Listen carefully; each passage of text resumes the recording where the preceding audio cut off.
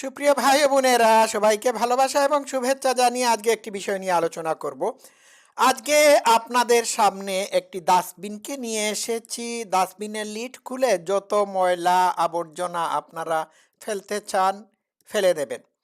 এই হচ্ছে আপনাদের তথাকথিত ডাস্টবিন সচিব।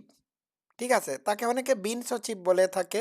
ইউনূসের প্রপাগান্ডা মেশিন থেকে সে অনেক মিথ্যা প্রপাগান্ডা, মিথ্যা তত্ত্ব উপাত্ত কথাবার্তা মানুষের কানে পৌঁছে দিয়েছিল। তো সে যতই মিথ্যাবাদী হোক না কেন, এইবার একটা সত্য কথা বলেছে। আমি খালেদ মহিউদ্দিন মোহাম্মদের ফেসবুক পোস্ট থেকে এটি নিয়েছি। শফিকুল আলম তার ফেসবুকে একটি পোস্ট দিয়েছে। পোস্টটি হলো, শেখ হাসিনা একজন মাস্টার পলিটিশিয়ান ও ব্রিলিয়েন্ট স্ট্র্যাটেজিস্ট। আমার দৃষ্টিতে তিনি বছরের সেরা ব্যক্তিত্ব। আবারও প্রধানমন্ত্রী হতে যাচ্ছেন। ওয়াও! এই ডাস্টবিন শফিক যতই মিথ্যা কথা বলুক না কেন, এইবার সে কিন্তু চরম লেভেলের একটি সত্য কথা বলেছে। প্রথমত বিশ্লেষণ করা যাক। শেখ হাসিনা একজন মাস্টার পলিটিশিয়ান। হ্যাঁ, অবশ্যই মাস্টার পলিটিশিয়ান। শুধু মাস্টার পলিটিশিয়ান না, তিনি হচ্ছেন ইন্টারন্যাশনাল লেভেলের পলিটিশিয়ান ও ব্রিলিয়েন্ট স্ট্র্যাটেজিস্ট। এবার তো প্রমাণ পাওয়া যাচ্ছে না।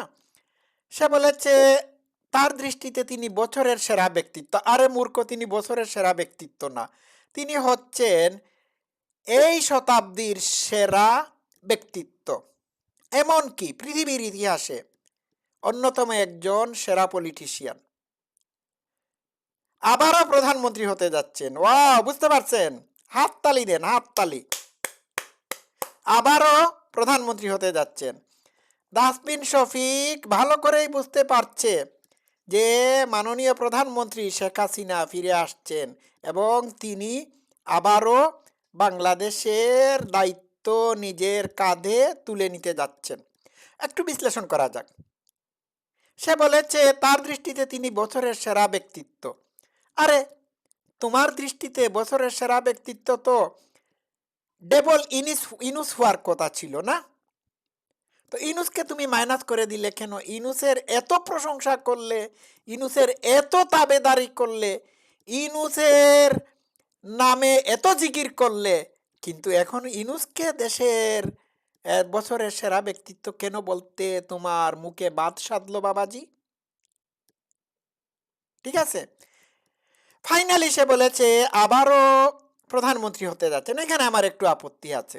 শেখ হাসিনা আবারও প্রধানমন্ত্রী হতে যাবেন কেন? তিনি তো বাংলাদেশের প্রধানমন্ত্রী, বৈধ প্রধানমন্ত্রী। তিনি তো পদত্যাগ করেন নাই। করেছেন? করেন নাই।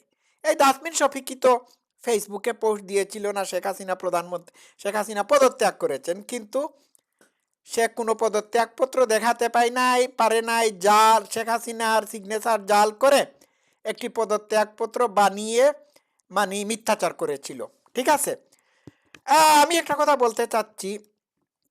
এখন এই জুলাই জঙ্গি সহ যতগুলো মানে ইনুসের চেলা চামুন্ডা ছিল, যারা শেখ হাসিনার পতন ঘটিয়েছিল, এরা কিন্তু ভিতরে ভিতরে মনে মনে জানে যে শেখ হাসিনার বিকল্প নাই। শেখ হাসিনা হচ্ছেন পৃথিবীর সেরা একজন পলিটিশিয়ান এবং এরা ভালো করেই জানে যে শেখ হাসিনা বাংলাদেশকে এই পর্যায়ে নিয়ে এসেছেন। তারা জানে।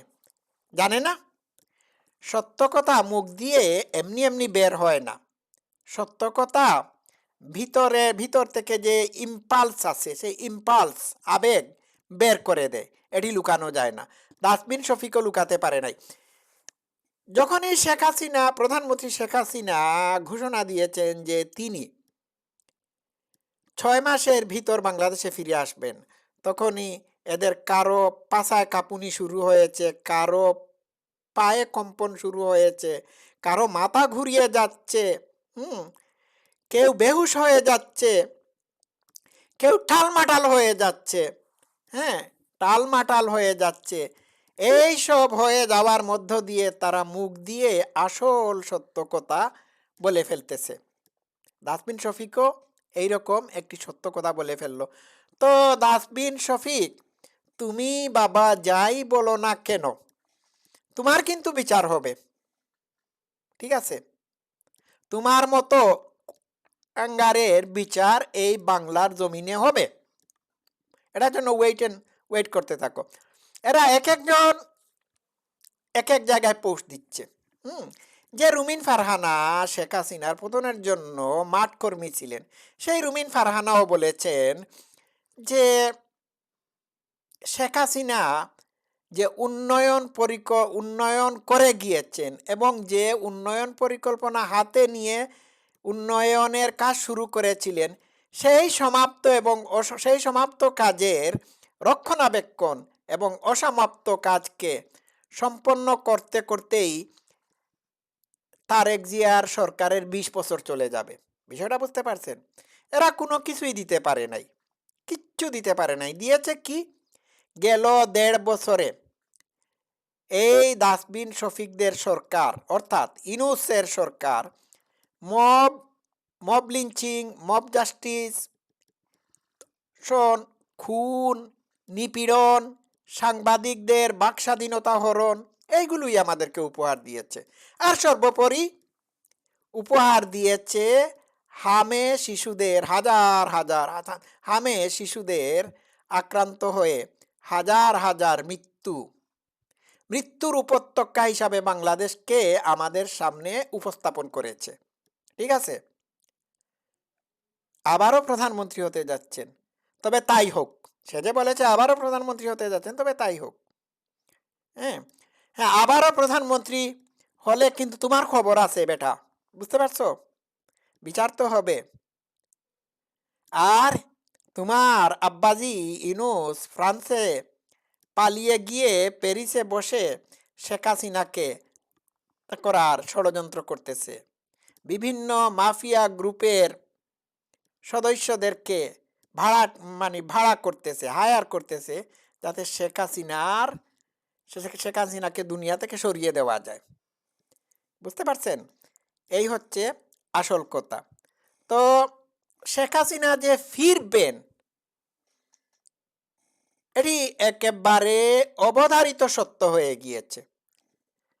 অনেকেই মনে করেছিলেন এটি শেখ হাসিনার একটি পলিটিক্যাল কৌশল, যে কৌশলের মাধ্যমে তিনি আওয়ামী লীগের নেতা কর্মীদেরকে চাঙ্গা করতে চাচ্ছেন, অনেকেই মনে করেছিলেন। কিন্তু ডাস্টবিন শফিকরা যখন বলে যাচ্ছে যে শেখ হাসিনা আবার প্রধানমন্ত্রী হতে যাচ্ছেন, তখন তো আর কোনো সন্দেহের অবকাশ থাকে না। থাকে নাকি বলুন তো দেখি? কোনো সন্দেহের অবকাশ থাকে না। তো শেখ হাসিনা আসবে, বাংলাদেশ হাসবে, বাংলাদেশকে আবার শেখ হাসিনা রক্ষা করতে পারেন, এছাড়া আর রক্ষা করার কেউ নাই। বুঝতে পারছেন? এই শেখ হাসিনা এমনই একজন পলিটিশিয়ান, যাকে পৃথিবীর যে কোনো দেশের রাষ্ট্রপ্রধান বানালে পরে সেই দেশের সকল ধরনের সমাধান করে ফেলতে পারেন। ঠিক আছে, আবার একটা পাকিস্তানি খ্রিস্টিয়ান ফ্রেন্ড বলেছিল যে আপনারা আপনাদের প্রাইম মিনিস্টার শেখ হাসিনাকে বাংলাদেশে দিয়ে দেন, উনি পাকিস্তানকে সাইজ করে ফেলবেন, ঠিক করে ফেলবেন, আর ইমরান খানকে নিয়ে যান। আমি বলেছিলাম না ভাই, আপনাদের মাল আপনারাই রাখেন, এই ঝামেলা এই বোঝা আমরা নিতে চাই না। ঠিক আছে, তো এটা কথার কথা বললাম। দর্শক শ্রোতারা, আজকে এই পর্যন্ত থাকুক। সবাই ভালো থাকবেন। চ্যানেলটি সাবস্ক্রাইব করবেন, লাইক কমেন্ট করতে ভুল করবেন না। Thank you so much.